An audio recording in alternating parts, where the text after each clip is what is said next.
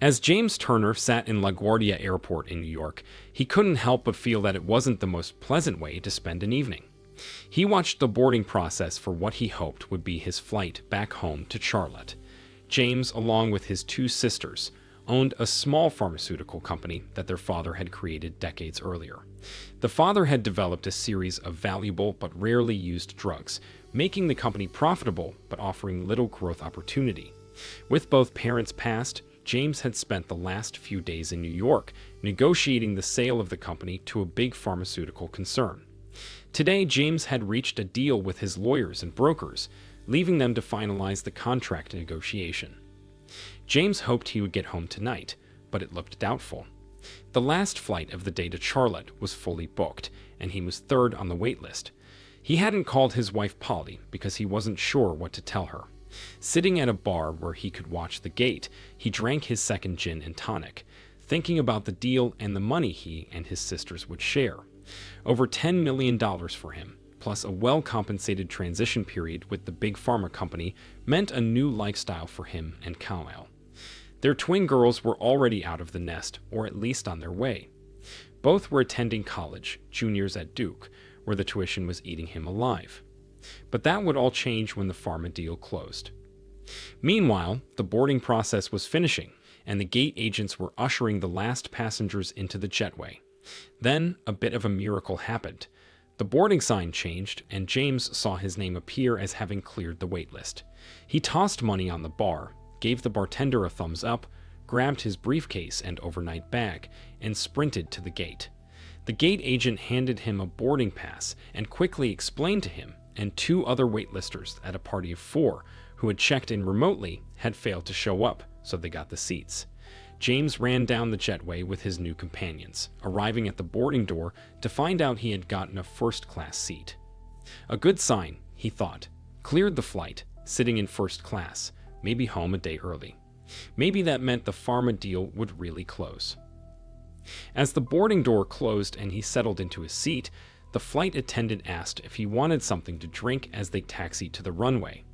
Feeling like he had earned it, he ordered another G&T, then drifted off to sleep, dreaming of a future for him and Polly with enough money to always fly first class.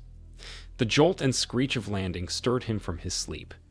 Disoriented, he stumbled his way to the taxi stand, too exhausted and a bit tipsy to consider retrieving his pickup from the airport parking lot. It was far too late to ask Polly to come get him. They lived a few miles outside of Charlotte. The taxi ride was long enough for him to doze off again, only waking when they reached home. James paid the driver generously and stumbled out of the cab, feeling sluggish. It had been a long, stressful day and half the night. All he wanted now was to snuggle into bed with Polly. As he turned toward the house, something caught his eye and snapped him fully awake. A gold-colored Mercedes was parked in the driveway, blocking his side of the garage. To James, it looked like a very fancy car, but then any Mercedes would seem fancy to him. The house was dark, well past midnight. James stood frozen for a few moments. He had talked to Polly from his lawyer's office earlier in the day, and she hadn't mentioned any overnight guests. He tried to push away the unsettling thoughts, hoping for a happy ending that involved cuddling with Polly, but his mind wouldn't cooperate. Slowly, he made his way to the door in the breezeway between the garage and the house, unlocked it, and entered the silent house. Moving through the kitchen and up the stairs to their bedroom, James felt a leaden weight settle in his chest. The bedroom door was ajar, a sign that they weren't expecting him. He stepped inside and felt himself shut down. His brain stopped functioning, his breath caught in his throat, and it seemed even his heart paused. The unthinkable sight before him paralyzed him.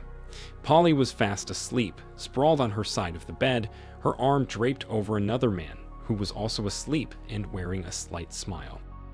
James stood there, time stretched out endlessly. Eventually, his brain started working again. He looked at Polly, seeing her holding the other man, both of them snoring softly.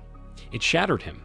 He had always loved Polly's snoring, finding it comforting, almost like a soft purr. He used to drift off to sleep, feeling safe in her presence, but now that sound would haunt him.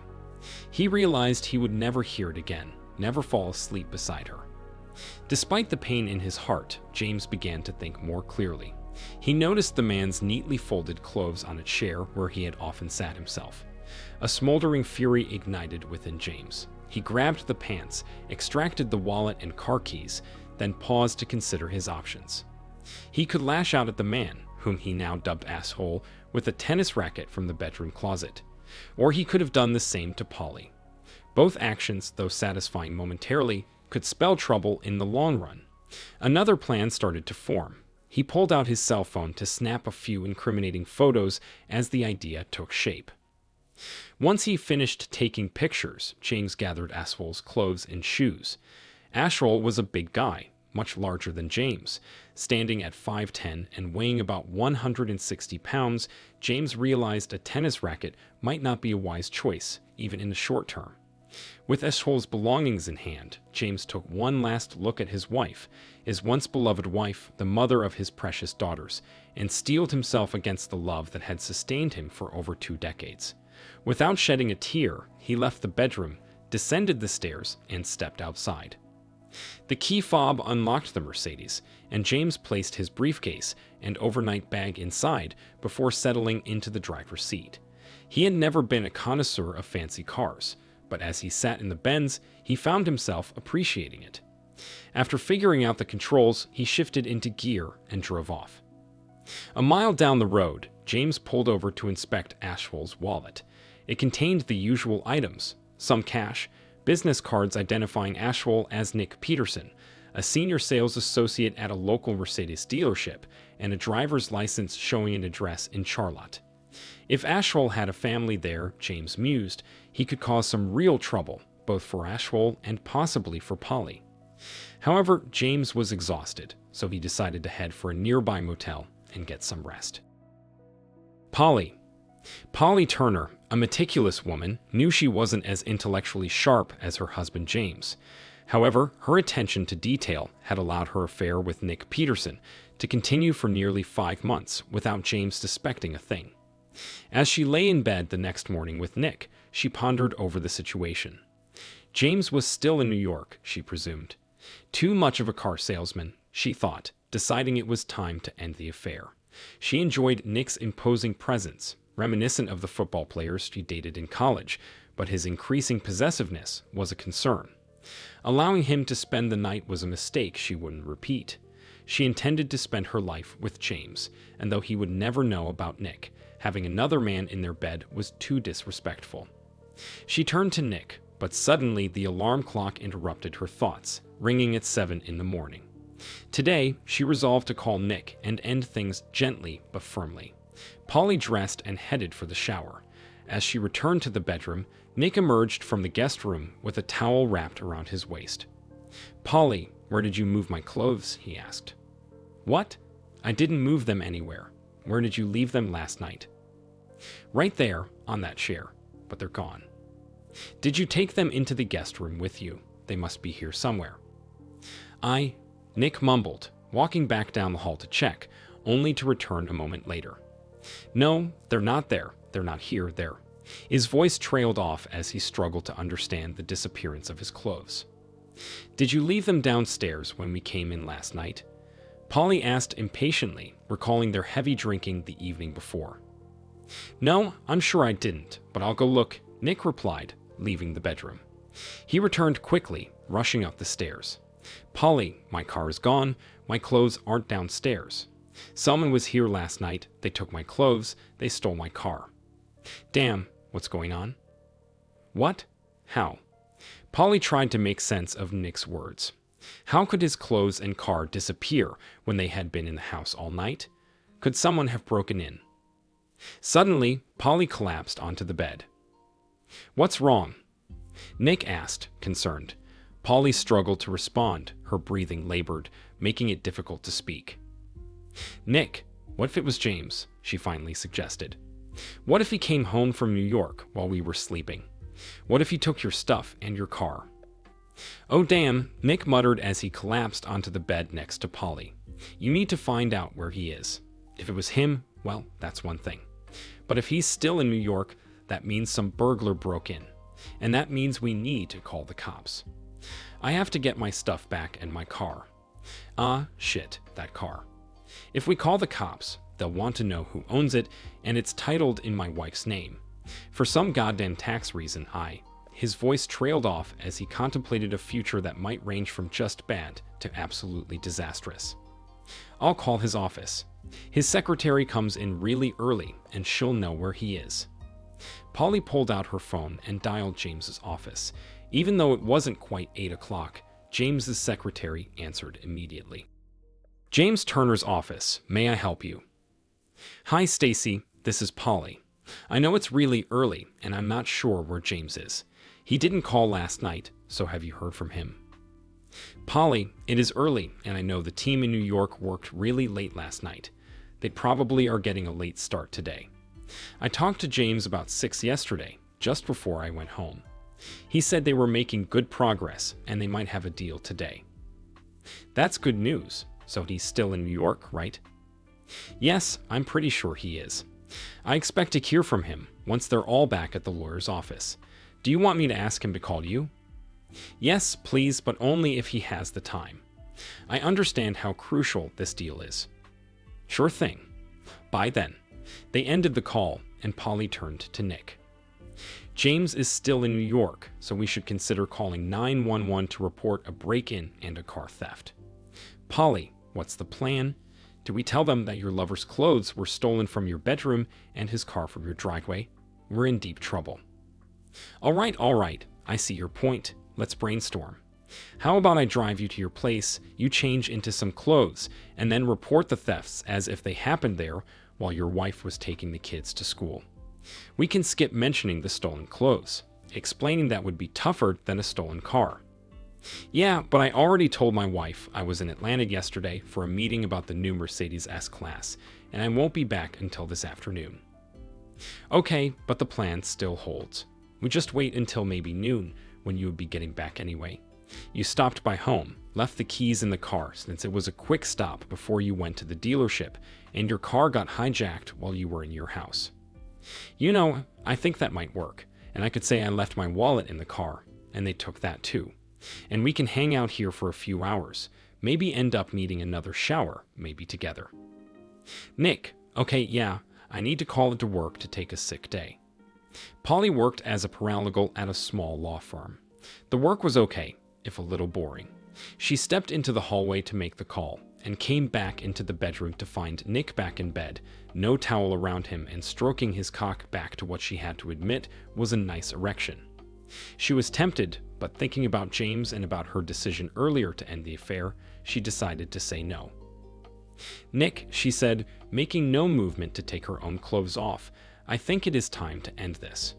We've had a good run, but you know it could have been James last night. We were lucky that it was actually a bad guy. Let's find some clothes for you and maybe go get some breakfast at a drive-through place. Nick looked at her, thought hard about trying to change her mind, but finally realized she was right. They had been lucky, and there was always another attractive middle-aged mom coming into the dealership. All right, I agree. It's been a good run. So, what about getting you some clothes? It turned out to be more challenging than expected. Nick was 50 pounds heavier and 4 inches taller than James. Polly eventually managed to find a pair of old, ragged sweatpants that somewhat fit Nick after she made some adjustments by cutting V-shaped sections out of the waist. She then improvised a makeshift belt using some tied-together shoelaces to hold up the sweatpants. For a top, she found a sweatshirt that had turned pink due to being washed in the wrong load. She cut off the sleeves and widened the armholes, and Nick had his outfit. Polly almost made a joke about clown attire, but seeing Nick's expression, she just smiled instead. They decided to pass the time by watching TV until it was time to head to Nick's house. James. Earlier that morning, around the time Nick was discovering his missing clothes and car, James pulled into the driveway of the address listed on Nick's driver's license. It was a nice house with a small bicycle leaning against the side of the garage.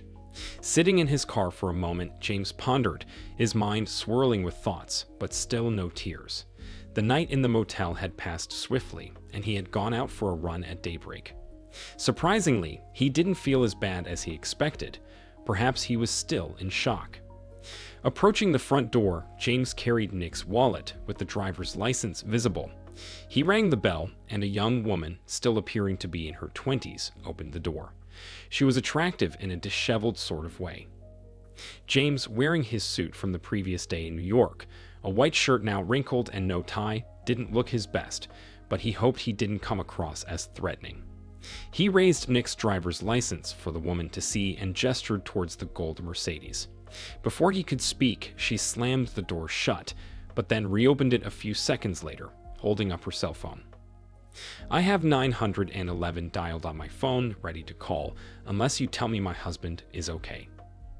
Ma'am, I have a photo on my phone of your husband and my wife in bed last night, sleeping soundly. Frankly, I don't think your husband is okay, and I don't think my wife is either. If you want to call 911, go right ahead, and I'll just wait in the car. They locked eyes for a moment until her expression softened, and she opened the door to let him in. As she began to say something, they heard a voice from the kitchen, "Mommy." "Wait here, I'll be right back," she said, turning away, presumably heading back to the kitchen, James guessed. He heard voices, hers and at least one child's. She returned with a cup of coffee for him. "I hope you drink it black. I have to get my kids ready for school and then drive them. I'm afraid I trust you right now more than I trust my husband. You can stay here until I get back, and then we'll talk." "Okay." "Fine," James replied. "I'm afraid you and I are in the same boat." He settled into his seat in the living room as the woman and her 2 kids appeared. She introduced him as a friend of their father's and hurried them out the door. James sat there, sipping the mediocre coffee, contemplating calling his office but deciding against it. When the woman returned, she dashed up the stairs off the living room without a word. A few minutes later, she reappeared, looking better with her hair combed and a touch of makeup. She extended her hand to James. As they shook hands, she introduced herself. "Sorry about the chaos earlier. I'm Maggie Peterson, currently married to Nick Peterson, who is currently involved with the woman you're currently married to." James chuckled at her choice of words, finding some relief in laughter. "You're absolutely right about all the currentlys. I'm James Turner, and my wife is currently Polly Turner." He then recounted the events of the previous night, watching as Maggie's tears began to flow. "Polly and I will be getting a divorce, and I'm sure the pictures will help me get a decent settlement. I can send them to your phone if you think you might need them." "Yeah, I suppose I should have them," Maggie replied, her eyes devoid of emotion as she looked at James. He reached for his phone, hesitating when she said, "Wait, don't send them to me. If I see them, I'll never be able to forget. You keep them, and if I need them, I'll call you, right?" "Sure," James agreed, but then added, "I might not be in my current job much longer, and I definitely won't be in my current home. Let me give you my lawyer's name and number. You can always reach him if you need the pictures or any help in a divorce situation." "Okay, thanks," Maggie said. "But what do we do now? Are you returning the car?" "Waiting for Nick to confront him. You saw him. He's a big guy, even if he's gotten a bit out of shape. He was supposed to be in Atlanta yesterday for some car meeting and staying overnight there. He should be back today. You know, I kinda like the car, and I've never driven a Mercedes before. I'm thinking I'll keep it until someone makes me return it. Your husband, or as I like to call him, a troll, may have." Maggie burst out laughing, and James joined in, both in desperate need of any comic relief they could find. "Actually, the car is in my name," Maggie said. "For some tax reason, more depreciation I think, Nick, or should I say Asshole, put it in my name since I drive more than he does." And she paused in thought, then continued, "You know, since I own the car, I can write a permission slip for you to drive it, and the cops can call me to confirm if you get pulled over." James liked that idea, but didn't respond, as Maggie was obviously still formulating a plan. "Also," she began, "there have been numerous break-ins in our neighborhood recently. You have Nick's keys and clothes. If the spare key we keep in the backyard is missing when he arrives, he might attempt to break in. And if our security system is set to instant alert, he could end up drawing some unwanted attention from the police. Maggie, I think I'm falling in love with you all over again. You're amazing. All right, let's not get carried away. Nick might just wait to return until the kids and I are back from school this afternoon. but I can pick them up and take them to the park for a while, giving him more time to get into even more trouble than he'll be in when I catch him. Whatever happens, please keep me informed, especially if he does get into trouble with the police, and call me when you need the car back. I don't want you getting into any trouble." "Will do. Now you need to get out of here, and so do I." James departed in the sleek gold Mercedes, pondering how much one in a better color would cost.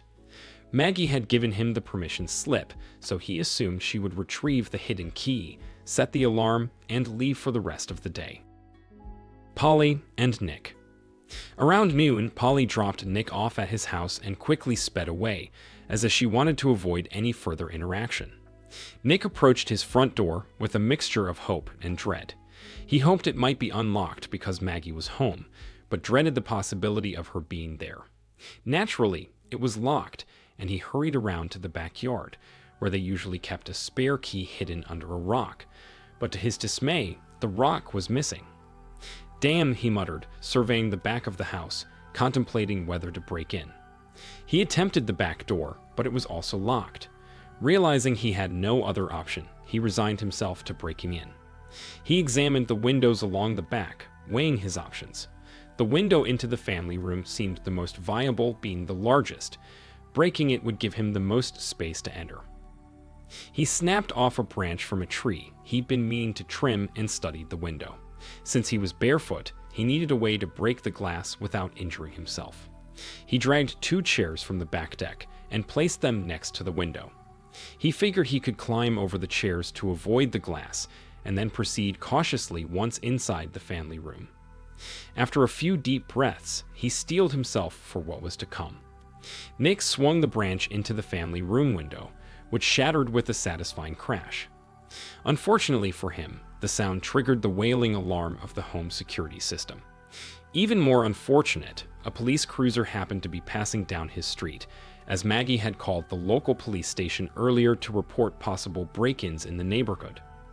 "Damn, damn, damn," Nick muttered under his breath as he hurriedly tried to climb over the chairs to shut off the infuriating security system. But it was too late. "Police, stop right there and back away from the house slowly. Put your hands in the air," a commanding voice rang out. Nick glanced back to see 2 officers, both with their guns drawn. He complied, though he cut his feet slightly as he climbed off the chairs and backed away. "Officers, I can explain," he began, but one of them promptly pulled his hands behind his back and cuffed him.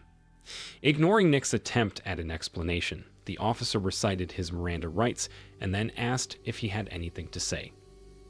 Yes, this is my house, and I don't have my key, so I was breaking in to get some clothes and call my office," Nick blurted out.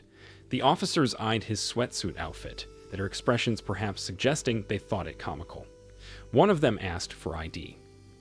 "No, I don't. You see, I lost my car and all my clothes and stuff, and I just need to get in so I can change," Nick explained hurriedly.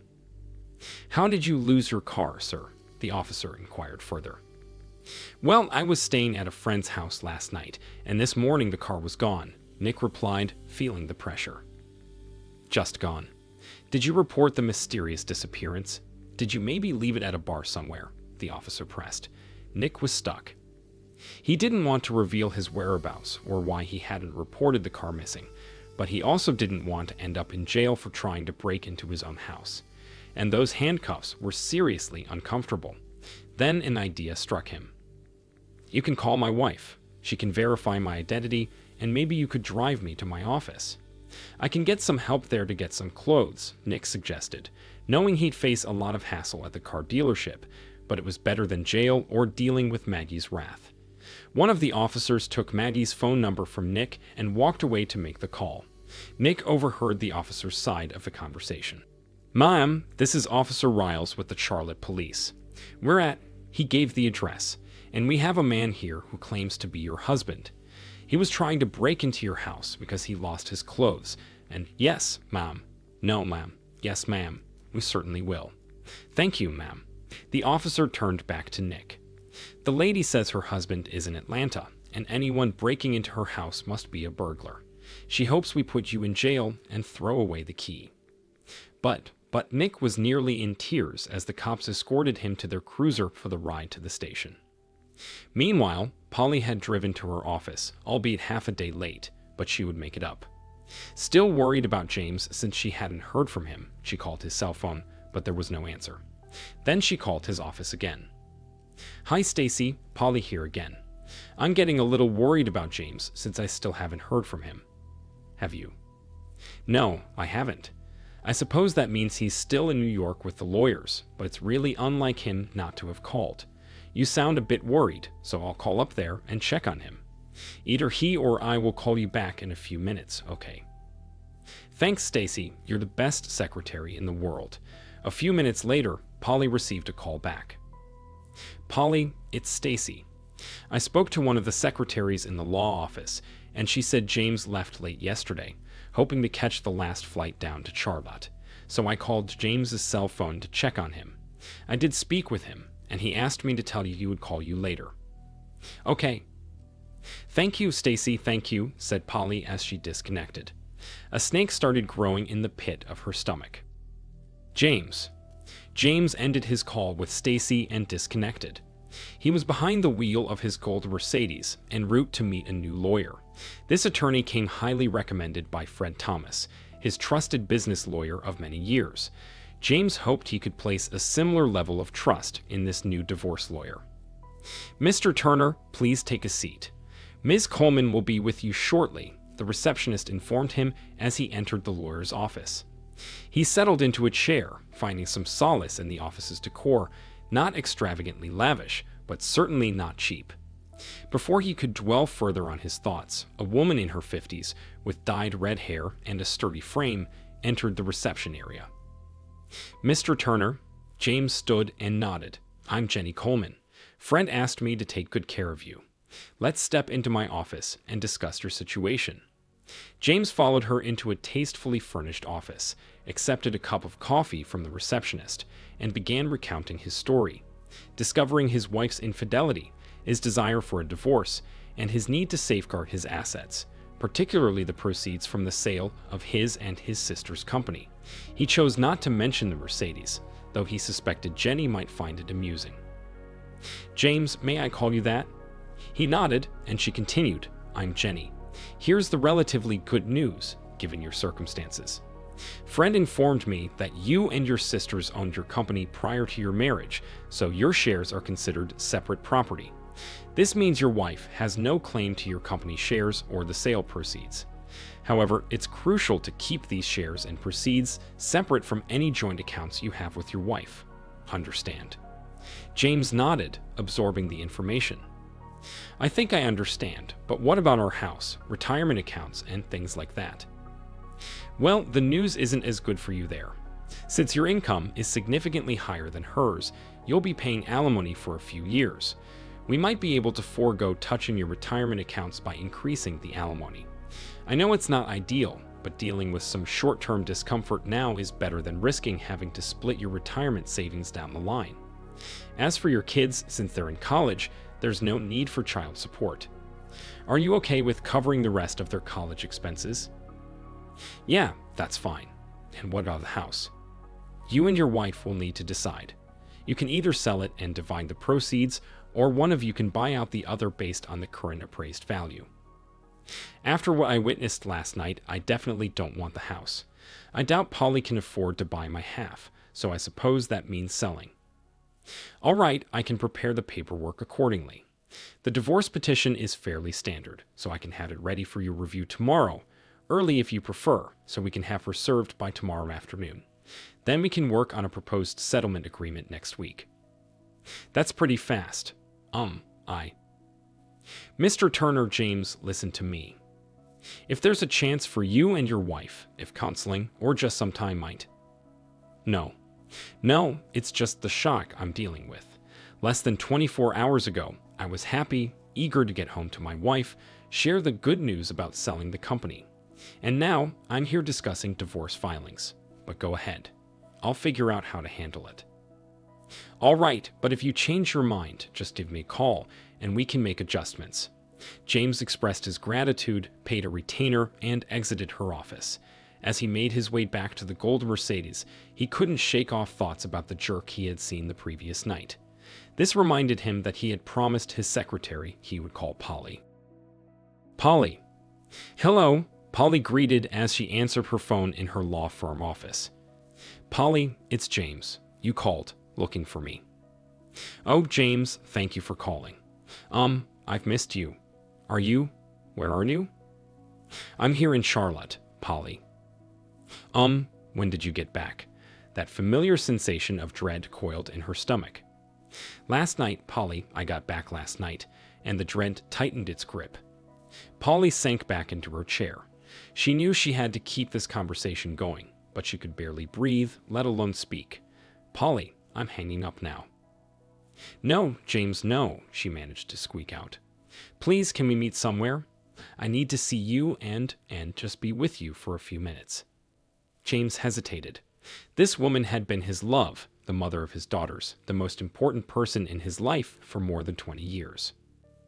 Okay, Polly, Center Cafe at 6. The dread intensified. Polly had to agree, but Center Cafe held memories, where she and James had first met, both of them out with friends. It had become a special place for them over the years, and now she feared why James had suggested it, but she had to agree.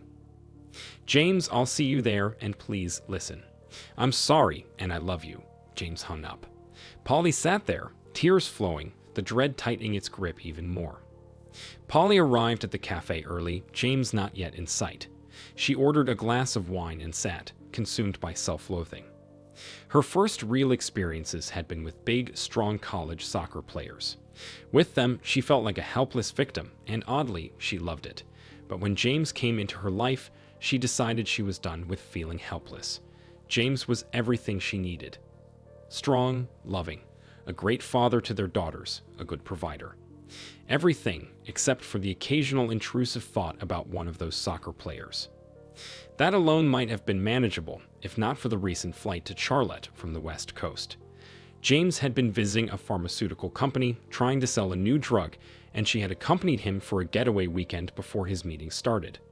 Flying back alone on an overnight flight, she had been seated next to a big man, a coach, as it turned out, for the local NFL team. They chatted, had too many drinks, and she fell asleep with her head on his shoulder, only to wake up in his arms. Reflecting on that night now, she realized she should have screamed or at least pushed his hand away. But no, Polly hadn't. The flight landed, and they headed straight to the nearest motel. As for guilt, she didn't remember feeling guilty, just relieved that James wouldn't return until later that week, giving her time to recover. The coach had only stayed in Charlotte for one season, and perhaps Polly would have returned to being a faithful wife if he hadn't introduced her to an offensive lineman on the practice squad before he left. Not a star, not even a starter, but just as strong and dominating in bed as the coach had been. Polly was almost thankful when he was traded away. She wanted to remain faithful to James, and guilt finally started to surface. Polly thought she was over her cheating by the time their girls left for college. She dearly loved James, and she enjoyed the extra time they had for just the two of them with the girls gone. But that snake of temptation reared its head whenever James did something nice for her. Like when he told her it was time for her to get a new car, a luxury car that she should choose.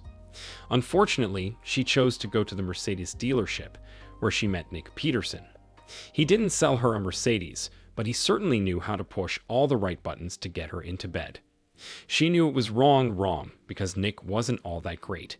He was big and strong, and she liked him, but James was better at everything. It was also wrong simply because it was wrong. She had gotten away with previous affairs and had thought her marriage was intact. But now, she and James loved each other more than ever, and she wanted to be faithful. It was the right thing to do, not to have an affair with a big oaf.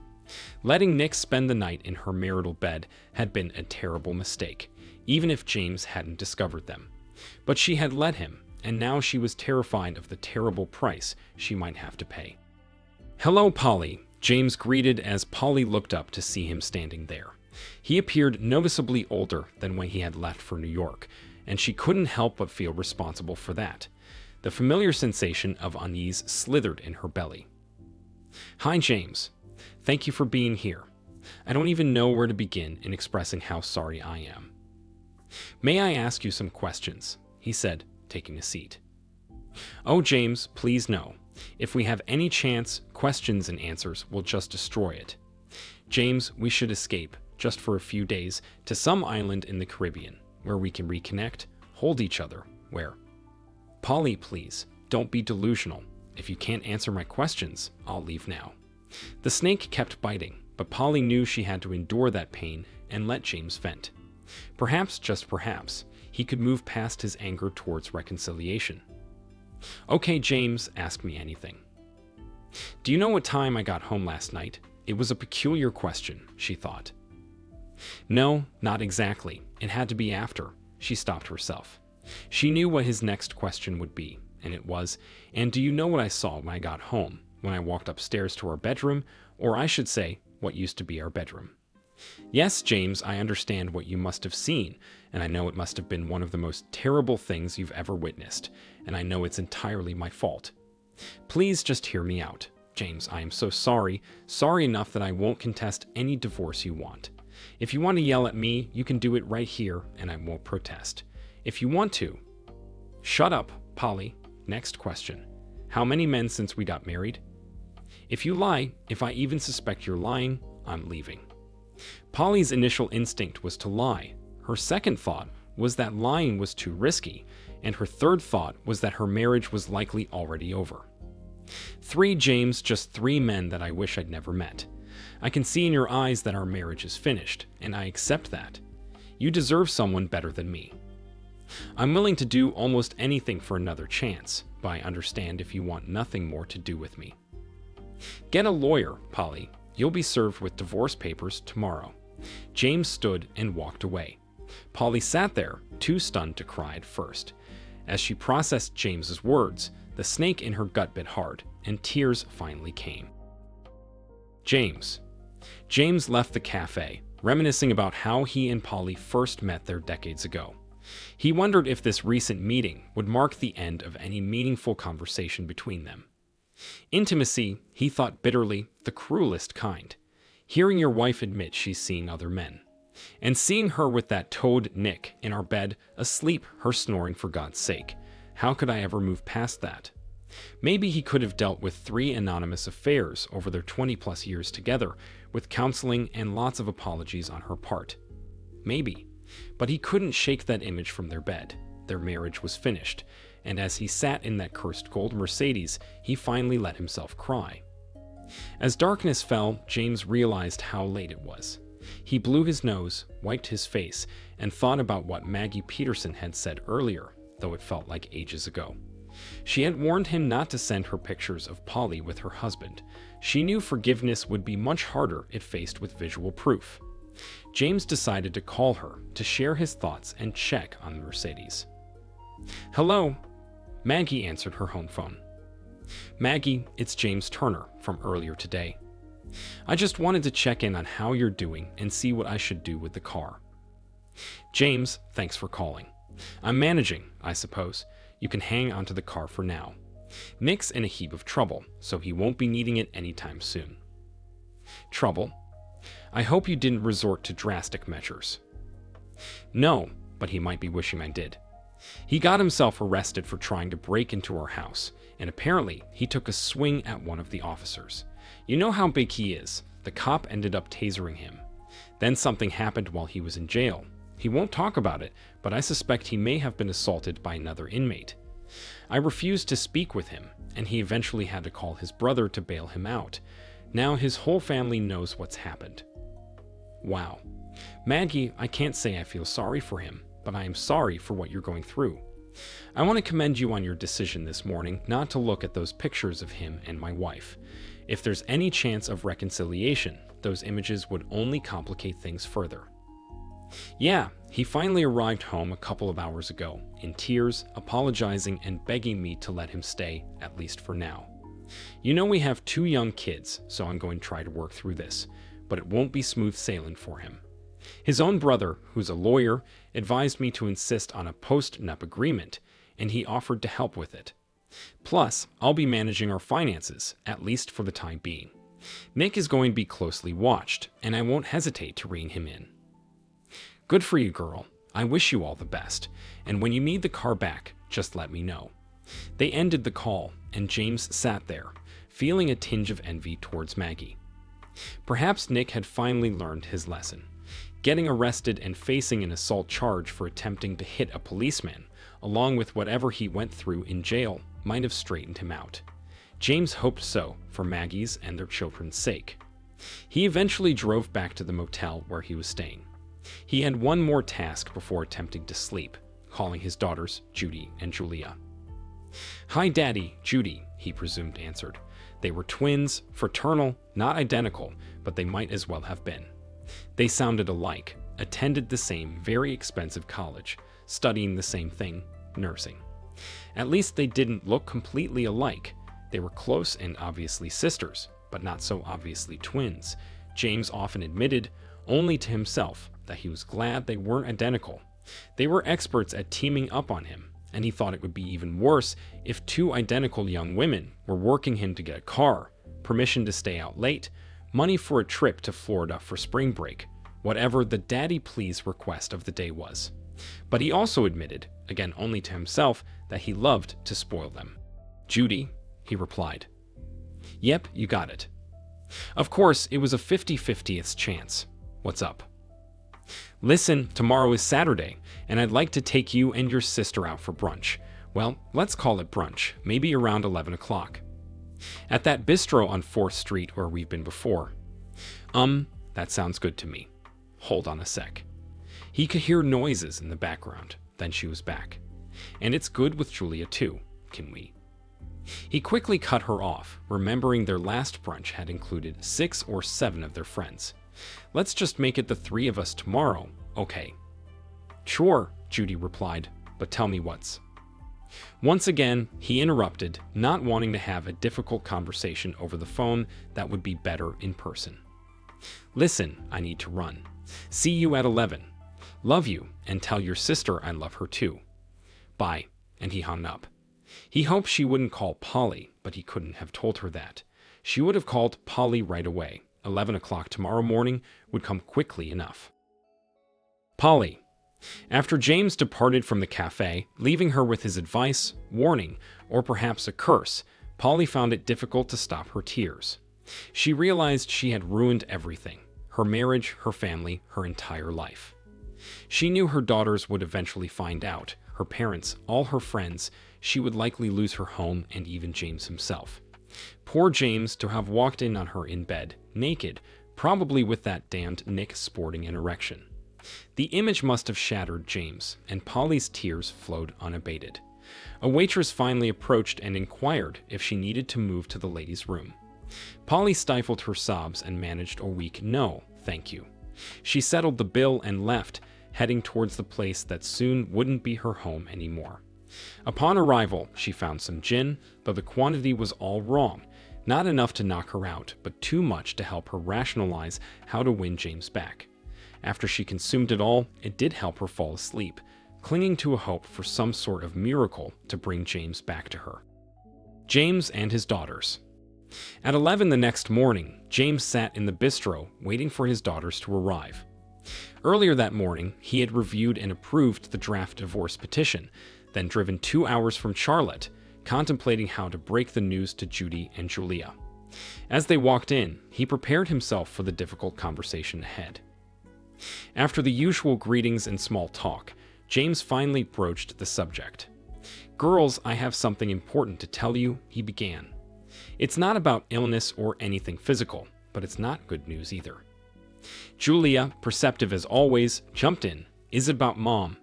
Did she do something?" James sighed, steeling himself. "Yes, it's about your mom. She cheated on me." Judy's reaction was immediate. "Oh my God, is she running off with someone from her firm? Some young guy?" The absurdity momentarily lightened the mood, but James' somber expression quickly brought them back to reality. "Daddy, no, not Mom," Julia choked out, tears welling in her eyes. James took a deep breath, trying to find the right words. "Girls, listen carefully. Yes, your mom has cheated on me, but it doesn't mean she's cheated on you." Julia's voice trembled as she responded, "But if her cheating is tearing our family apart, then she's cheating on all of us." Tears streamed down all their faces as they tried to comfort each other, realizing the painful truth of Julia's words. They embraced, clinging to each other for support in the face of their shattered family. "Dad, let's leave," Judy suggested. "There's a park a couple of blocks away. We'll have more privacy there." Sensing the stares, James swiftly settled the bill, and they made their way to the park, Judy and Julia flanking him, all holding onto each other. "Tell us, Daddy," Judy said as they settled on a bench. "We deserve to know how bad this is." "She's right," Julia added. "We're old enough to handle it." "On my way here, I struggled with what to say," James began. "I agree, you're both grown up, and yes, your mom did cheat on all of us. I'm afraid I found her in our bed at home with another man, and she later admitted there had been others before him. I'm still in shock, but I know your mom and I can't recover from this. I've already spoken to a divorce lawyer, and your mom will be served with divorce papers later today." Tears welled up, and then there was silence as they all absorbed the news and contemplated their futures. Girls, as difficult as this situation is, your priority needs to be yourselves and your schoolwork. There's enough money to cover your senior year here at Duke, and if either or both of you want to pursue graduate studies, I believe I can find the funds for that too. But there's a condition attached. Both girls looked at him, curious about what he meant. "I'm happy to support your education, but I expect hard work and good grades from both of you. Yes, what your mom has done makes focusing on school harder, but you've told me you're adults, and real adults, mature and disciplined people, can handle adversity like this. Right?" They glanced at each other, tears welling up as they hugged him again.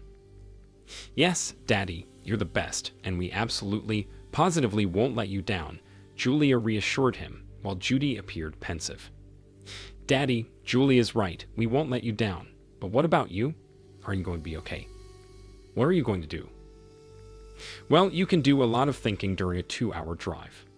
First, I want both of you to know that what you've said doesn't surprise me one bit. I know you'll continue to excel in school, and I'll always be proud of you. As for me, what your mom has done has really knocked me down. I could hide away, wallow in self-pity, try to find a way to reconcile with your mom. But I realized that's not taking care of me. All my adult life, I've been taking care of other people. I started working at your grandparents' company, looking after them. Then, after they passed away, I took care of my sisters since they owned interests in the company. Then there's your mom, and of course, taking care of you guys. It might sound like I'm complaining, but I'm not really. The company will be sold soon, which relieves me of my responsibilities to my sisters. Polly is gone, and you guys. I promise I'm happy to take care of you, to help you start your adult lives. So that's 2 out of 3 in terms of women in my life. Not bad at all. That leaves me, and you know what? I'm looking at this whole cheating and divorce thing not as the worst thing in my life, but as a chance for a new life. A whole new life devoted to taking care of one person, me. Okay. Dad, really? I mean, if you really mean what you're saying, that's great, said Julia, hopeful. Judy was a little more skeptical. Dad, what does all that really mean?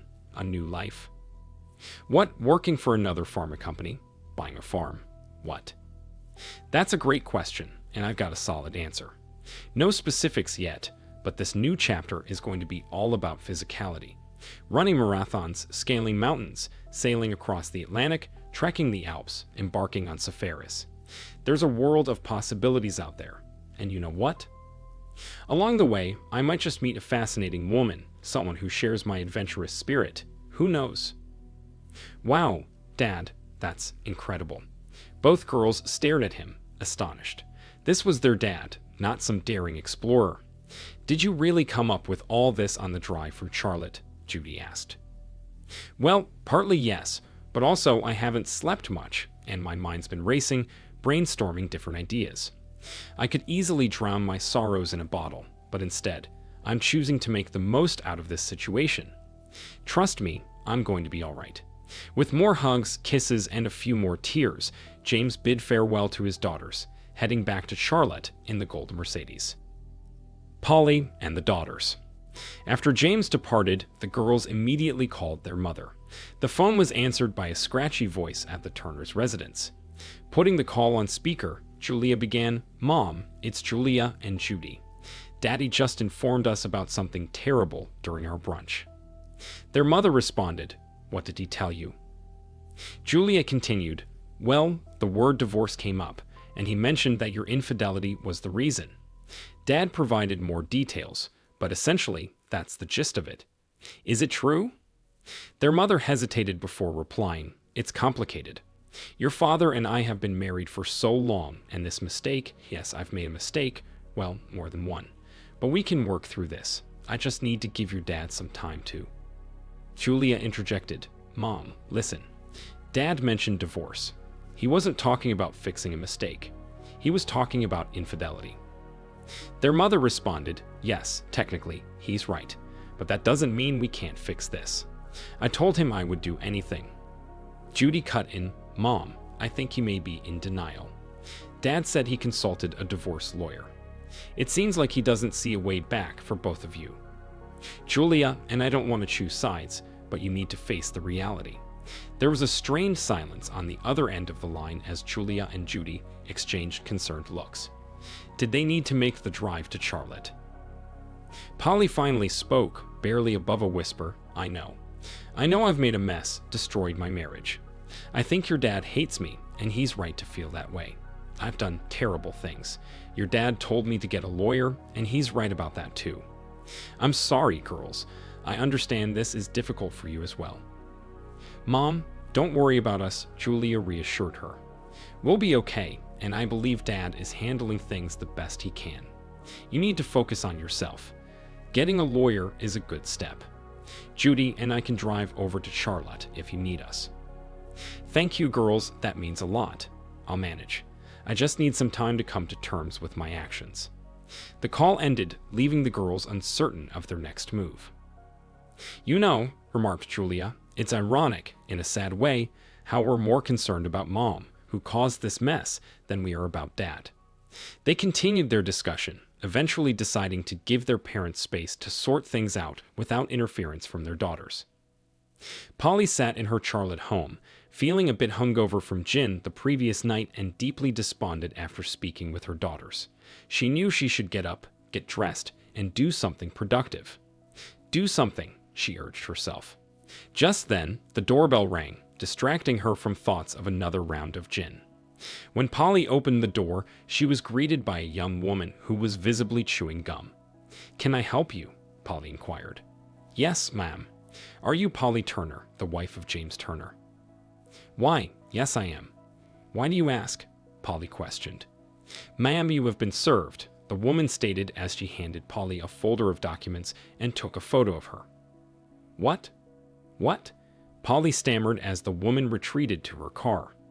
Returning inside, Polly sat at the kitchen table and cautiously opened the folder. As she read the title of the first document, Petition for Divorce, Polly felt a wave of dizziness wash over her. Recalling James's parting words, "Get a lawyer," she knew that their marriage was irreparably damaged. Sitting in the familiar kitchen they once shared, Polly understood that there was no way back from the mistakes she had made. The future. Polly's infidelity had indeed taken its toll on her marriage with James. 6 years later, seated in the grand ballroom of a luxurious hotel, she watched Judy twirl around with her new spouse, lost in memories of the past. When her daughters were teenagers, Polly had believed life was unbearable, with a flurry of activities, teenage drama, and her perception of boys as either too mean or too kind. James was always occupied. Her paralegal work felt tedious, and life seemed overwhelming at the time. Now she longed for those chaotic days. Despite still working at the same law firm, drowning in mundane paperwork, she yearned for something more. "Polly, here's your wine," Simon, her date, offered as he approached. Simon was a kind, middle-aged lawyer attending Judy's wedding with her. "Your daughter looks stunning, just like her mother." "Thank you, Simon. You're too kind, and thanks for the wine," Polly replied with a smile. Simon was a pleasant man, and she could picture herself settling down with him if he so desired. However, he wasn't James. Her eyes scanned the room, landing on James, who had recently returned from a climbing expedition in Nepal. He exuded a bronzed, godlike aura, appearing more handsome and fit than she remembered. He shared laughter and warmth with Julia and her partner, holding hands with a stunning and athletic woman by his side. Julia had mentioned that James had met this woman during another climbing excursion in South America, and they had been exploring and climbing together for months. The mere thought made Polly nauseous. Polly. Simon's voice pulled Polly out of her daze. Yes, Simon, she responded. Polly, I think it's time we leave. Your duties as the mother of the bride have been fulfilled, and staying here fixated on your ex-husband isn't healthy for either of us.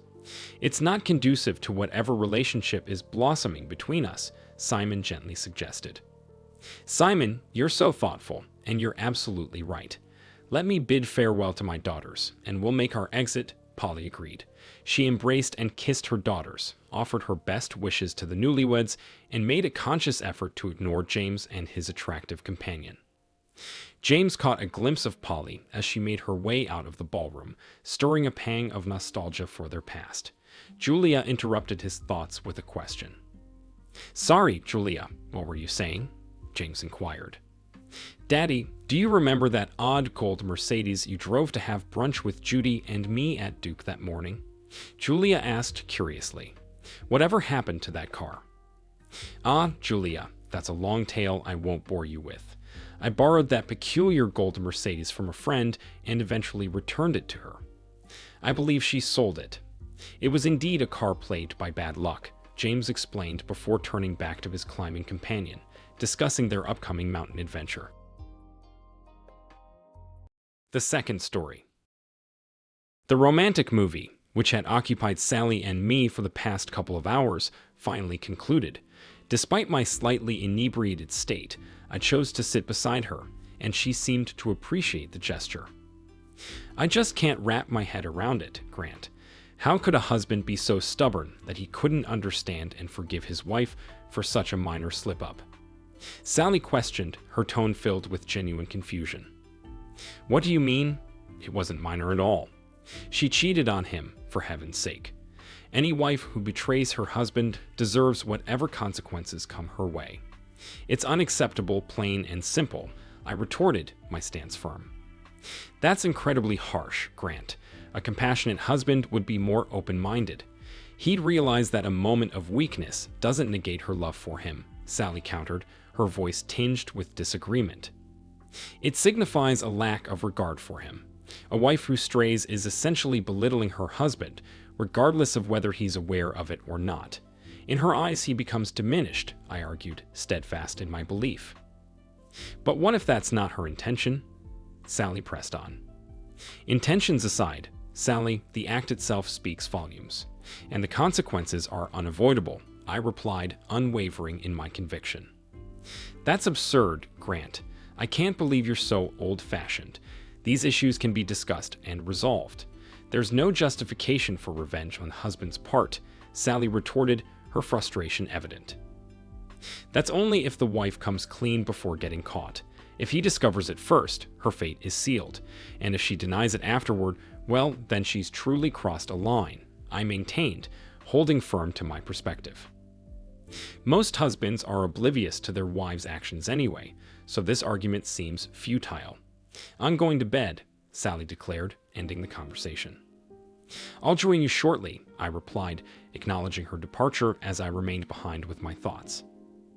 Sally and I had spent the bulk of the day exploring flea markets and yard sales.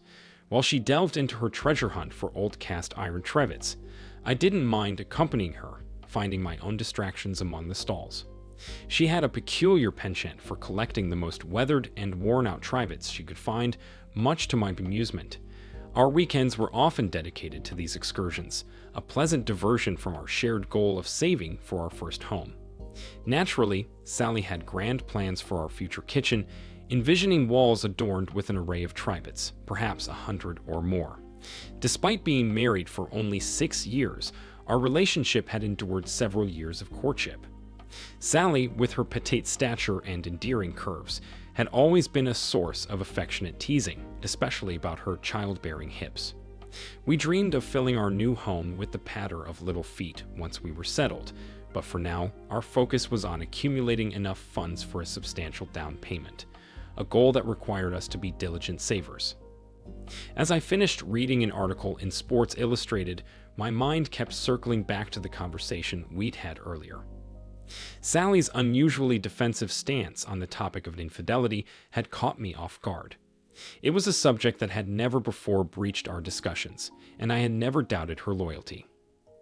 Unlike some of my coworkers, who seemed to keep their spouses on tight leashes, I had always believed in giving Sally the freedom and trust she deserved. But her reaction had planted a seed of doubt in my mind, a niggling suspicion that refused to be ignored. So, with a sense of unease, I resolved to do a bit of discreet investigating. It wasn't that I truly expected to uncover anything untoward. Rather, I wanted the reassurance of knowing for certain. With my workday ending at 4 and Sally's extending until 6, I had a small window of opportunity to delve into matters. The following morning, around 9, I decided to play hooky from work and swung by our apartment.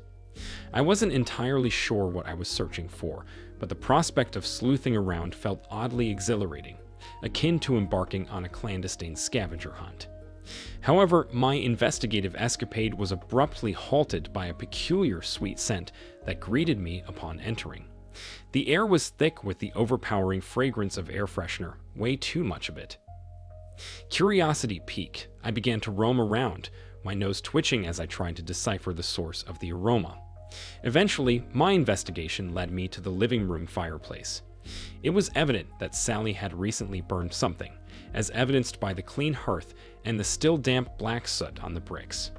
Yet, her attempt to mask the lingering scent with copious amounts of room freshener hadn't gone unnoticed. Suspicion growing, I reasoned that if she had disposed of any incriminating evidence, she might have taken it to work with her. But as it turned out, she hadn't been quite that cautious. A plastic wastepaper basket liner in the garage trash can caught my attention. Determined to uncover the truth, I spread newspapers on the kitchen table and emptied the contents of the bag. Among the remnants of charred paper and photographs, none of which were salvageable, one thing became clear. Sally had gone to great lengths to destroy these items, indicating a deliberate effort to conceal something from me. The realization left a knot of worry in my stomach, especially in light of our conversation the previous night. My entire existence revolved around Sally and the future we were crafting together. Yet it dawned on me now that I had been somewhat negligent in paying attention to what was happening around me. There was a discrepancy in Sally's behavior, a lack of transparency about certain aspects of her life. I realized I knew very little about her work or her colleagues, a fact I had never deemed important until now. But her actions had certainly grabbed my attention. On my way back to work, I made a detour to Radio Shack and purchased 3 voice-activated digital audio recorders along with extra batteries. At the cell phone office, I smoothly requested printouts of the call logs for both of our wireless units, fabricating a story about an impending IRS audit requiring documentation to substantiate deductions. I deliberately asked for logs from both phones to avoid raising suspicion, but later disposed of mine through the shredder at work. For the first time since becoming married, unsettling thoughts about Sally began to creep into my mind. I found myself grappling with a discomforting notion, one that I wasn't accustomed to entertaining. But amidst my swirling doubts, I knew I was merely speculating, and the uncertainty gnawed at me. I arrived home a few hours ahead of Sally, giving me ample time to set up the recorders in strategic locations: the living room, bedroom, and kitchen. I had to tweak the placement of the kitchen recorder to avoid picking up the noise of the refrigerator. The plan was to activate them all before leaving for work in the morning. By the time Sally arrived home, dinner was already prepared. "Hi, honey. I hope Chili is okay," she greeted me as she entered. "It sounds perfect as long as it's not too spicy," I replied, returning her smile. As we sat down to eat, I seized the opportunity to broach the subject that had been weighing on my mind. "You know, the house had a really strange smell when I got back. It was like a bizarre mix of lilac and burnt rubber. What on earth did you burn in the fireplace before you left for work?" Caught off guard, Sally hesitated before responding. "Oh, it was nothing. Just some old papers and school stuff. Why did you burn them, though? Why not just toss them in the trash or shred them? The way you cleaned up the fireplace, it looked like you were preparing for CSI to conduct an investigation. I pressed, unable to shake off my suspicions. I don't know. Why is it such a big deal? She countered, her tone defensive. Sally, it's incredibly suspicious that you would wake up this morning, go about your usual routine, and then suddenly decide to burn a bunch of old school papers, only to meticulously clean up afterward, as if it never happened. Can you blame me for feeling suspicious? And those papers didn't look like typical school assignments. They resembled letters and photographs. What on earth did you do? Did you rummage through the trash just to find something to accuse me of? Sally snapped back, her tone tinged with anger. Yes, I admitted bluntly. Well, screw you, asshole. You can do the dishes. I'm going to take a shower and then read in bed. You can sleep on the couch, she retorted sharply, her words cutting through the tension in the room. Sally had never spoken to me like that before, but then again, I had never accused her of anything before. As the sound of the running shower filled the silence, I seized the opportunity to extract information from her cell phone. Swiftly, I retrieved it from her purse and meticulously copied down all her speed dial numbers, outgoing calls, incoming calls, and messages. Within moments, I had transferred her entire address book onto a computer file. The task was completed in mere minutes, but the lingering scent of lilac and ashes in the living room served as a poignant reminder of the discord that had unfolded between us. With plenty of accrued comp time at work, I decided to take the day off. Setting up the recorders before leaving the house at my usual time, I made a detour to Denny's instead. By a little after 8, I returned home, eager to see if any revelations had emerged. As it turned out, Sally had only made one phone call. Hey, I'm dealing with some issues at home. No, it's not like that. He just suspects something's up, but hasn't got a clue what. He's being annoying and really starting to get on my nerves. All right, I guess I can do that. Maybe Friday. See, yeah. Sally's voice echoed through the recording. The identity of the mystery person on the other end remained elusive, but I was certain I'd uncover it soon enough. The mention of Friday piqued my curiosity. What was going to happen then? I spent the morning at the library poring over Sally's phone logs. While I could have done this at home, the reverse phone directory at the library proved to be superior to the one online and quicker, though unfortunately, it wasn't much help for cell phone numbers. Nonetheless, I managed to eliminate most of the unfamiliar numbers, either because I recognized them or could correlate them with her address book. One number, however, stood out like a sore thumb, a contact labeled as TR in her speed dial and address book. The latter also listed a landline number belonging to a Martin Patterson. Sally worked with him at Generex, and I vaguely remembered meeting him a few times, most recently at a company event about 10 days prior.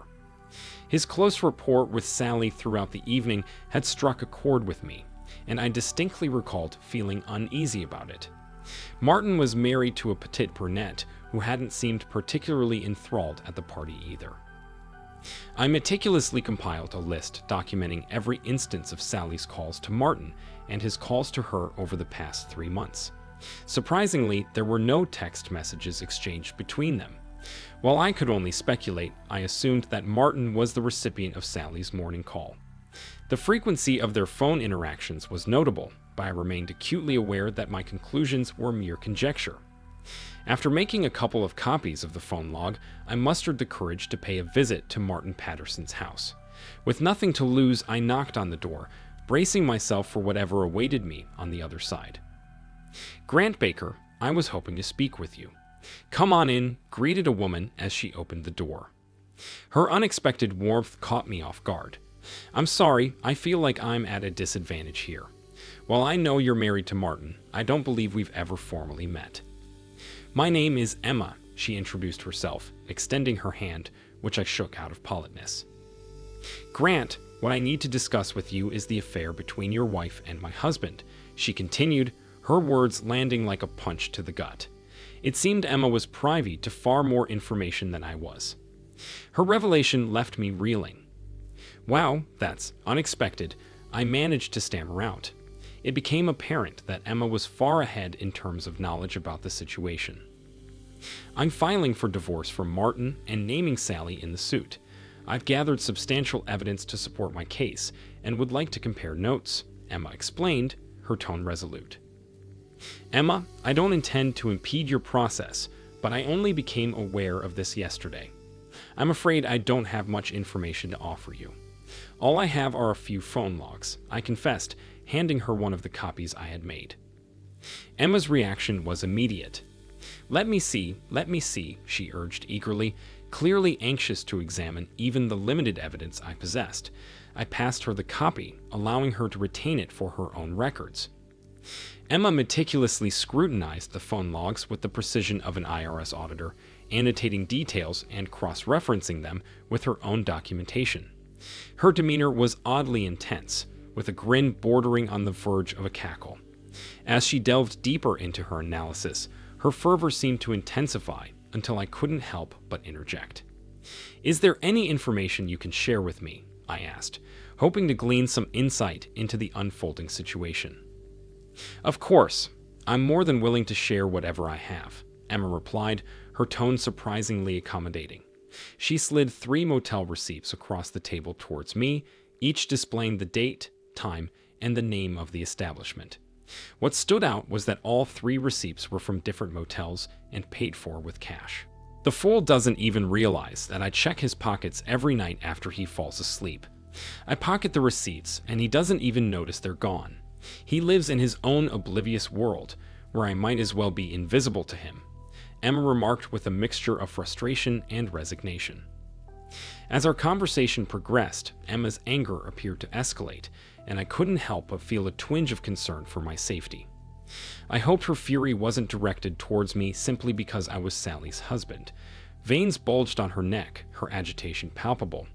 I don't think I'd ever seen a woman so furious.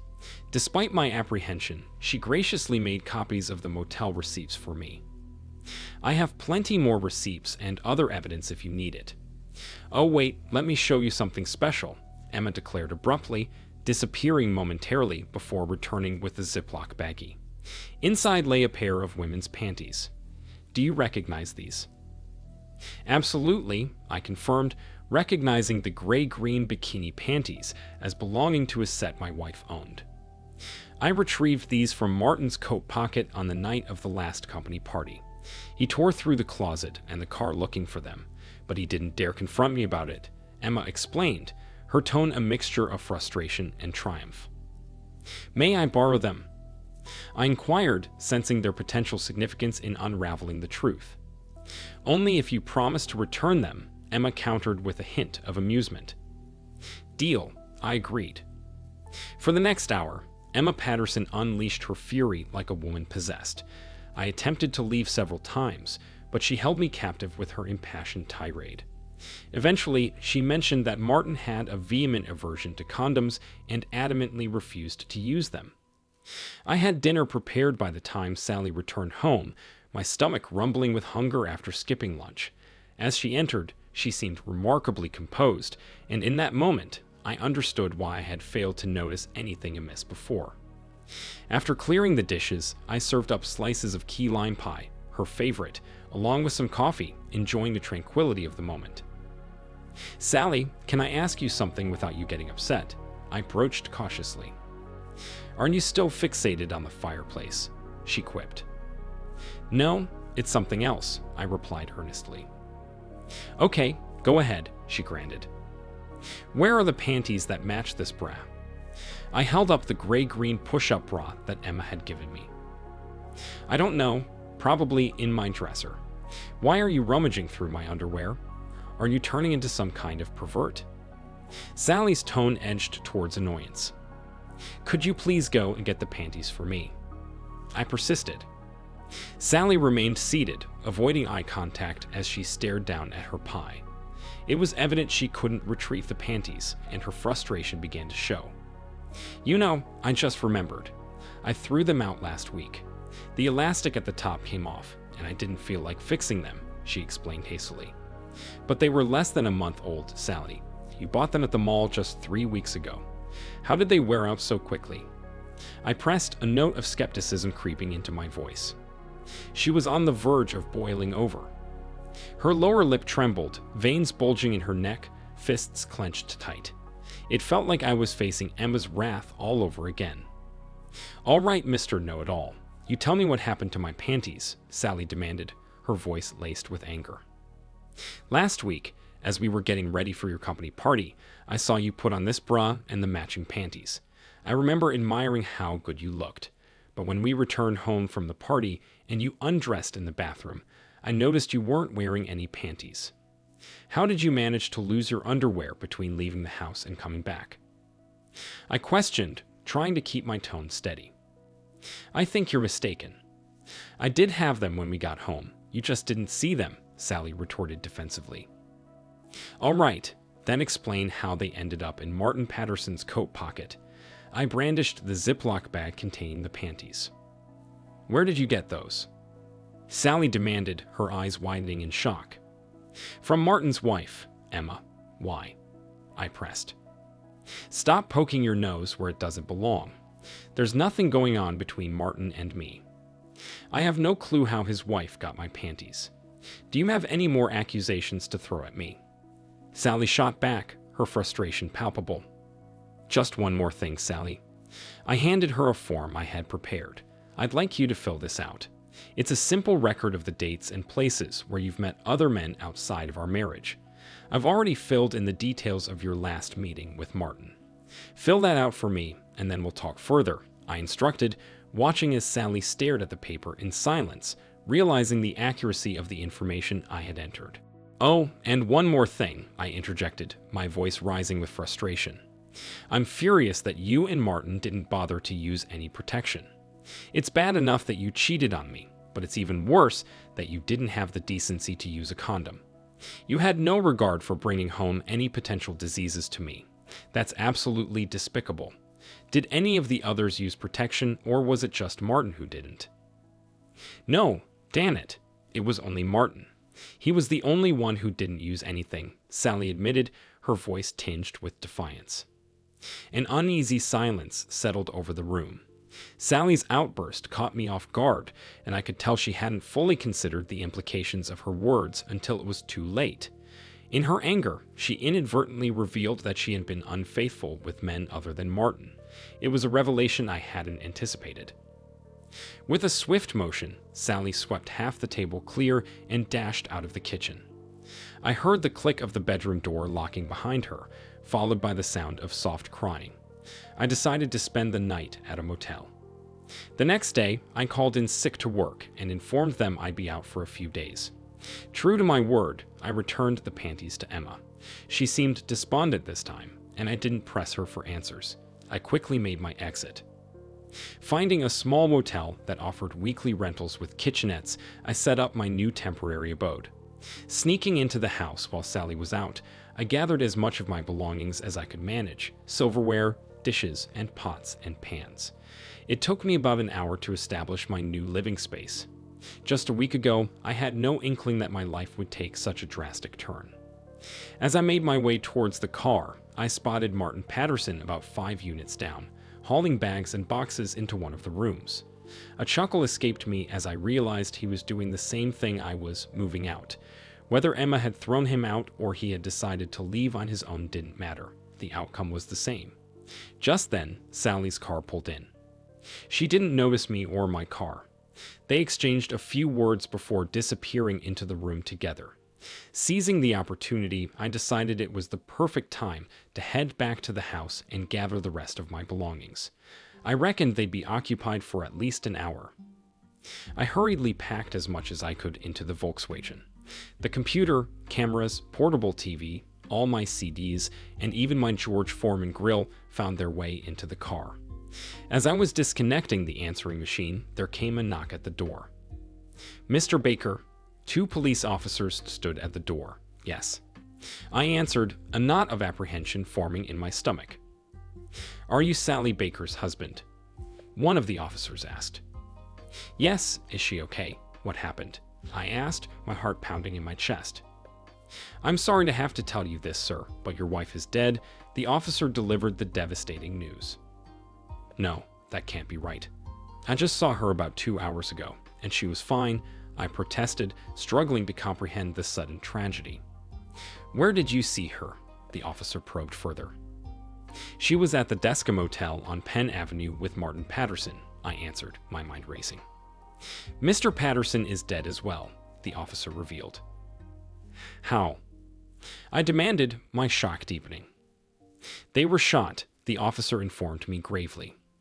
But I've been here for the last 2 hours, and I don't even own a gun. There's no way, I trailed off, disbelief washing over me. Easy, Mr. Baker. Take it easy. We have the shooter in custody. Mrs. Patterson shot them both as they exited his room. She emptied her gun into them and then called 911. She was sitting by the door of the room crying when we arrived, the officer explained, his tone sympathetic. Are you going to be all right, or do you need someone to stay with you? The other officer inquired gently. No, I'll be okay. Thanks. The third story. It's interesting how people often underestimate the repercussions of their actions. My name is Matthew, and if I were to describe myself, I'd say I'm an affectionate and easygoing man who strives to fulfill his wife's every desire. It took 2 marriages, but I finally grasped that being too laid back and overly giving can result in contempt and a lack of respect. I won't allow that to happen again. There's a trend among certain individuals who believe they can engage in secretive behavior without consequences, as long as their partners remain oblivious. These individuals conceal their guilt in various ways until the truth surfaces, at which point they express regret, insisting they never intended for their spouses to find out and be hurt. Do they comprehend the irony of admitting to clandestine actions and only feeling remorseful when caught? It's truly insulting. I'm convinced these individuals lack an understanding of normal thinking. Linda and I crossed paths after both emerging from dysfunctional relationships. Having spent 3 years with her boyfriend, Simon, Linda was abruptly dumped for a younger, more attractive girl. The heartbreak left Linda with self-esteem issues, and she never truly moved on from Simon, a fact that always lingered in the background of our relationship. Being 6 years Linda's senior, I had experienced a 5-year marriage with my ex-wife Monica, who was incredibly attractive and had initially captivated me. Unfortunately, she betrayed our relationship by engaging in multiple affairs behind my back during a time when I was completely enamored with her. It took a year for me to uncover her infidelity, causing deep emotional pain. I ended the marriage, vowing never to let such betrayal happen again. From that point on, I knew that trust would be a significant challenge for me in any new relationships. Linda and I were well aware of each other's emotional baggage. I played a crucial role in helping Linda overcome her self-esteem issues. She dedicated herself to fitness, transforming her body into an impressive figure. Spending her free time on shopping, salon visits, and tennis, she emerged as a confident and beautiful woman with my support and encouragement. In return, recognizing my trust issues stemming from past experiences, Linda worked tirelessly to help me overcome them. She consistently reassured me of her unwavering love and expressed gratitude for finding me. Each day, she emphasized her love for me, ensuring that all my desires were fulfilled. Our relationship was marked by affectionate moments like kissing and cuddling on the couch, and we even began discussing the possibility of starting a family. We believed we were each other's soulmates and life seemed content, or so I thought. Fast forward to a week after our 6th anniversary, and my world took an unexpected turn. I noticed Linda wearing a dress I hadn't seen before, looking stunning, especially for a typical late morning weekday. While I wasn't spying on my wife, our home had video security, and I occasionally checked it during work breaks to watch our dog Brandy, a small dachshund, providing a moment of relief from my high-pressure job as a bond broker. That particular morning, the live feed on the video piqued my curiosity. There was my beloved wife in a short, red dress and towering heels, her hair styled and makeup impeccable. It had been a while since I'd seen her look so captivating, and it triggered a sense of unease. Concerned, I decided to call my loving wife immediately, hoping to understand what she was up to. I dialed her number on the phone. "Hi, sweetheart, just sitting here thinking about you. How's your day going? Tennis today?" "Hello, My love, I miss you too. Nothing planned today, no tennis because Kara hurt her ankle, so I took the day off. Oh, that's unfortunate. I know how much you enjoy playing. What do you plan to do then? Not sure, no plans. Maybe I'll head to the gym. Would you like to meet for lunch? I can come home and pick you up. That's incredibly sweet, baby, but not today. I'm feeling a bit bloated and not up for eating right now. I'll just have a protein shake at the gym. I'll see you tonight. Love you, baby. I ended the call without my usual I love you. She likely noticed, as I always express my love before ending our conversations. Something felt off, and I needed to find out why. Despite trusting Linda after all these years, I still had a GPS tracker on her car that I seldom used. Initially installed for safety reasons, it had sadly become a tool for spying on my wife. After hanging up, I left my office, activated her tracker, and realized she was heading downtown. My office was close, and 15 minutes later, I caught up with her as she entered a parking garage. Parking on the street, I waited in a doorway for her to exit. 5 minutes later, there she was, my beautiful wife in high heels and a short dress, heading to an upscale restaurant named Fellini's. I stood there, my stomach in knots, praying I wouldn't be deceived again. Seeing her wave to a man in front of the restaurant, I knew trouble was brewing. Moving closer, I tried to stay out of sight and witnessed them exchanging a kiss. As he took her hand, they walked inside. Quickly crossing the street, I watched through the window as they stood in front of the hostess, arms around each other. Linda leaned lovingly into his shoulder. Tears welled up, anger rising. Wiping my eyes, I took out my phone, snapping photos through the window. Just as I started, he turned to Linda, kissing her passionately. My heart shattered as she responded, arms around his neck, pulling him in deeper. At that point, I switched to the video recorder, capturing the intimate kiss. A mix of heartache and rage led me down a dark path. Before deciding what to do, the hostess led them to their table. My blood boiled at the sight of the man, Simon, her ex-boyfriend who had once dumped her, shattering her life. Now she was back in his arms, despite my clear instructions that she was never to speak with him again. The anger within me intensified as I realized she had lied to me, met her ex, passionately kissed him, and spent the entire day with him within the past hour. Such a blatant display of disrespect and humiliation was intolerable, and I couldn't endure it again. The promise I made to myself after my previous marriage prevented me from tolerating this level of disrespect. It was over, and all that remained was to endure more lies and excuses from my soon-to-be ex-wife. Filled with anger, I drove back to the office and finished the day at my desk, grappling with how this could happen again. After wallowing in self-pity for the next 5 hours, I headed home, already knowing my next move. I wondered if Linda would finally tell the truth about her day or persist in deceiving me, as that would only make my final decision easier. With considerable effort, I suppressed my rage and drove home to confront the end of my marriage. Turning into the driveway, I felt tears welling up for the loss of the woman I had loved and respected. Upon entering the kitchen, I found Linda setting a nice dinner table, wearing a cute outfit and acting affectionate. She gave me a big kiss, expressing how much she missed me. I dismissed it as typical cheating behavior, an attempt to assuage her guilt by showering me with more affection than she had in the past 6 months. Despite my efforts to act normal, it was evident that I was failing, prompting her to ask, "Honey, are you okay? Did anything happen?" Pouring myself a tall glass of Mr. Daniels, I attempted to smile and relax, replying, "Everything's good, just a stressful afternoon.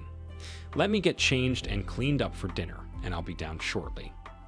In the bedroom, as I changed and sat on the bed finishing my drink, I let the elixir wash over my body. After settling down, I headed back to the kitchen to find my beautiful wife smiling and happy as she placed dinner on the table, obviously content from her day with her boyfriend. As we sat together, I initiated the conversation. "Linda, this is a wonderful dinner, and you dressed so beautifully for me today. Thank you." "I love you, sweetheart, and I enjoy cooking for you," she replied with a satisfied smile. An awkward silence enveloped us as we ate. I noticed Linda glancing over at me, perhaps sensing that something was troubling me. Was she feeling guilty, Would she reveal the truth about today? The next few minutes would unveil the answers. "So, tell me about your day and what you did for lunch," I said in a non-threatening tone. "After you called, I went to the gym for a few hours, had a protein bar, then came home to cook your dinner." "Kind of a boring day," she offered as her response. Seeing my expression change and noticing my eyes welling up, she quickly looked down at her plate. In a subdued voice, I continued, "So, Linda, how do we do this? Do we just meet with the attorneys, or would you prefer counseling first?" "What are you talking about, honey?" "Divorce, of course," I answered. "Stop being silly. What are you talking about?" "I'm talking about the end of our marriage, divorce, splitting up, figuring out how we can do this and remain friends." "I don't understand. Why do you want a divorce?" "Really?" "I'll give you a few moments to consider your question before I answer." Suddenly, she became nervous, her hands fidgeting with her glass, avoiding eye contact. She remained silent for a few minutes. "Could you follow me today?" "No." I lied, knowing it might not make a difference, but for some reason, I didn't want her to know. "Why would you ask if I followed you? Is there anything I should know?" She seemed confused and unsure of what to say.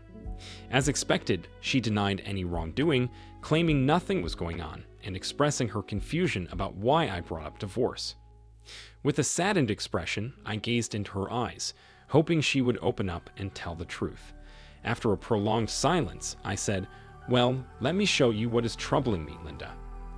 I opened my phone and displayed a photo of her and Simon kissing outside the restaurant. This photo could have been explained as a friendly greeting, and I chose not to reveal the other pictures until I heard more of her explanations. Her mouth dropped open, and I saw tears welling up in her eyes. Naturally, she began to offer excuses. "Honey, I can explain. That was just a hello kiss. Nothing happened. How did you get this photo?" "So, how's Simon doing these days, baby?" "Let me tell you how I got this photo. I was across the street coming out of the software corner when I thought I spotted you walking hand in hand into the restaurant. I crossed the street, went to the window, and saw you standing there with his arm around you. Initially, I thought it wasn't you, but I was wrong. It was you. My second thought was, why is she wearing that sexy dress and high heels? She never dresses like that for me anymore. Then, I noticed you were with Simon, and everything immediately came into focus. I started taking some photos just as you leaned up and kissed him, and that's how I got this photo." The next photo I showed her depicted her with her arms around his neck, her short dress hiking up to reveal her exposed backside. "You really looked good in that dress, and your hair and makeup looked spectacular. Were you headed for a modeling shoot? Tell me, why did you dress like that for him?" "I can't remember the last time you wore something so attractive for me." She put her head into her hands and cried as I glared at her, waiting for an answer. When she didn't speak, I continued. "You know, my new iPhone has an amazing camera that allows me to zoom into a photo with great clarity. Look, let me show you," I said, zooming into her left hand wrapped around Simon's neck. I focused on her ring finger, now void of her wedding rings, and held the image up to her face. "No wedding rings today. Funny, I don't remember you ever removing them during our entire time together. Today must have really been a special day. Now do you see why I'm talking about divorce, honey? This morning you lied to me about your day, took off your wedding rings, dressed provocatively to meet your ex-lover, and lied to me again about your day a few minutes ago. You sit here and continue to lie to my face, telling me you went to the gym today and did nothing for lunch. You wore your sexiest outfit for your ex-lover, spent the day with him while I'm working to make our lives better.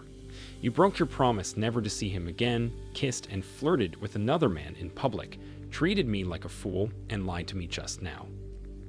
I don't know if you slept with him tonight or not, but it doesn't matter. Whatever you say will be a lie in my mind, but what you did showed me that you don't keep your promises, and you will lie to cover things up. You went out of your way to look nice for an ex-lover, were intimate with him, abandoned your marriage by removing your rings, and then lied to me over and over. That's a good reason for divorce in my book, and you knew that." Linda was shaken to her core, realizing she hadn't truly thought through the consequences of her actions. Matthew's detailed account made her confront the fact that she had behaved like a cheating wife. Until this moment, she had dismissed it as harmless teasing and flirting, not considering the emotional depth it had reached. For the first time since Simon reached out to her, she recognized the potential for this to be seen as emotional infidelity, if not physical. Still crying, she acknowledged that if the roles were reversed, she would be reacting the same way. "What have I done?" she whispered to herself. Her heart ached, and a sick feeling churned in her stomach as she realized the pain she had inflicted on her husband. Linda knew she had to reach Matthew and salvage their marriage. "Matthew, you have to believe me. Nothing happened. After lunch, we went our separate ways. But you have to believe me. There was nothing going on. It was just lunch," she said, sobbing and desperately searching for a way out. "I realize now how this looks, and if it were turned around, I would feel how you're feeling now, and I am so sorry. Can you please try and forgive my stupidity?" This goes beyond stupidity, as you did this with your ex-lover, the one person you promised to avoid. Can you explain why you got dressed like that for him without your wedding rings? Can you explain why you were holding hands and kissing him? Can you explain why you continue to lie to my face? Tell me, darling, that's nothing to you. And yes, if this were reversed, I'm sure you would feel quite differently. "Matthew, I know this looks bad, but I took my rings off when I was touching up my nails and forgot them when I realized I was running late. It sounds lame, and I can't excuse that, but I can only promise you it wasn't like I was trying to hide them. He knows we're married. He knows you're married but still wants to see you and kiss you passionately in public, and you went along with everything. That's a lame excuse. Going out behind my back with your ex-lover and lying about it is a deal breaker in my book." A little irritated, she said, "I'm not sure what to say except it was just lunch with a friend, and I just wanted to look nice." "Well, it doesn't matter. You lied to me, and you met with him. Do you think I'm a complete idiot? I know this meeting had to be planned for a while, and you hid it from me, never bothering to mention it. And when I saw the two of you kissing like that, well, it's clear you want more than I can give you. Matthew, honey, we can't get divorced over something like this. Nothing happened. He was in town and asked me for lunch. I know I shouldn't have gone, and I know how jealous you get, but we had a long relationship, and I thought one lunch after not seeing him for all these years wouldn't be a big thing. I think I dressed extra special to show him what he lost when he dumped me. I kind of wanted to put it in his face about what he lost and how happy I was. It still hurts when I think back to how he dumped me back then, and I wanted to get a little revenge. Yes, I kissed him, but it wasn't a romantic kiss, more like two friends just meeting or saying goodbye. You have to believe me. I don't want anything to do with him. Please, baby, let's work this out. I'll do anything you want." "Really? It's nothing? You'll do anything I want?" Hearing that she had a chance to save their marriage, she smiled, anxious to hear what she needed to do, and said, "Yes, of course. I'll do whatever you want, baby." "Ach, Linda, I'll give you one chance and one chance only. I only have one request. Let me see your cell phone." "Why?" She looked at me with a puzzled expression. "Well, Linda, if it's nothing, then give me your phone. I want to see if there are any text messages to him and what you two have been saying to each other." "No, you don't need to see that," she said, looking down at the floor. She knew that if I had read the messages, it would hurt me and reveal a lot of things she wouldn't want me to see. That's what I thought. So, let's get back to my original question. How do we want to do this? She started crying and asking me to forgive her, promising that she'll never do it again. This brought back the heartbreaking memories from my first marriage. I couldn't believe I was reliving that nightmare. This time I was not going to believe all the lies and let things continue. "Wait, please wait, Matthew. If I give you the phone, do you promise to give me another chance? You must know I love you, and I've never cheated on you before. I may have gotten wrapped up in a stupid online relationship, and yes, with my ex-lover, but I was being stupid and acting like a teenage girl. The flirting and compliments felt good, and all of it stroked my ego, and I know how childish that sounds. If I give you the phone, you have to promise that you'll give me another chance. I can't do that, Linda. But I will promise you that if you don't give me the phone, we are 100% done. My next action will be to call Thomas Smith, the attorney I've already spoken with, and I'll have him complete the divorce paperwork this week." She knew there was no other choice and understood exactly what Matthew would be reading, their romantic texts for the last 2 months. All she could hope for now was that he understood it was a foolish emotional mistake, and she was still all his. She believed that since they hadn't slept together, he would understand and forgive her. In her opinion, she should have let him know that she had never had physical intimacy with him or anyone else. As Matthew opened the text messaging application, he saw Linda sitting there with her head in her hands, crying and speaking softly. I'm sorry. Please forgive me for being foolish and an idiot. I love you, Matthew, and there is nobody else." When she told Simon that her marriage had become stale and that she was bored, and Simon replied that he missed her in bed without her, he wanted to scream. He closed the phone and threw it on the table in disgust. "Well, that was eye-opening. Eventually, I will forgive you, Linda, but I won't stay married to anyone I can't trust, and by your actions, it's clear that I can't trust you. What I just read is what I had expected, and something I won't allow myself to live with. Maybe your boyfriend can make your life more exciting, and maybe he will take you back now that he knows what he's been missing. Linda, I will miss you, but I'll find a woman that will want to be exclusive to me and not disrespect me with lies and secrets. Matthew, what do I have to do to prove my love for you and change your mind? Nothing. When I saw you walking hand in hand with him, standing there with your arms around him and kissing him, my heart broke.